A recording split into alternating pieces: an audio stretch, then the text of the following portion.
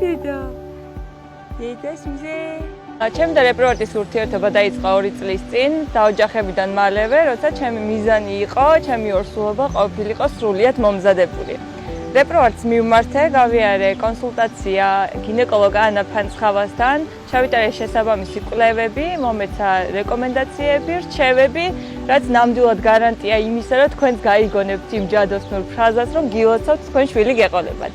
ძალიან მნიშვნელოვანია ვინ იღებს ამ ემოციებს შენთან ერთად. შესაბამისად ამ დროს ანა იყო ჩემი არა მხოლოდ ექიმი, იყო ჩემი მეგობარი, რომელმაც ეს ყველაფერი ჩემთან ერთად გაიაზრა და გაიგო რეალურად. მაშინ, როდესაც დავიწყო თანამშრომლობა რეპროვატთან და კონკრეტულად ანა ექიმთან, იყო შიშები, იყო არასწორი ინფორმაციები, რაშიც ძალიან დამეხმარა ექიმი.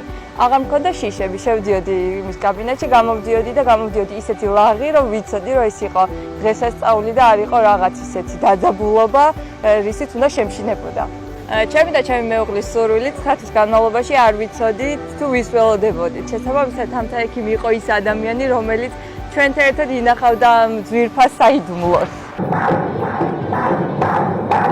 ბავშვის დაბადება მისევე როგორც ყველა მშობლისთვის სრულიად შეცვალა ჩემი რეალობა. ეს გახდა მეტად თბილი, მეტად ნათელი, მეტად ლაღი, რადგან ეს ცხოვრება უკვე იოანეს ეკუთვნის. ეს ცხოვრება აღარ გვეკუთვნის ჩვენ და ჩვენ თავებს აღარ ვეკუთვნით. შესაბამისად, მშობლობა ყველაზე დიდი გამოცდილება არა შეიძლება ცხოვრებაში ადამიანმა მივიღოთ და უმეტესად ქალმა.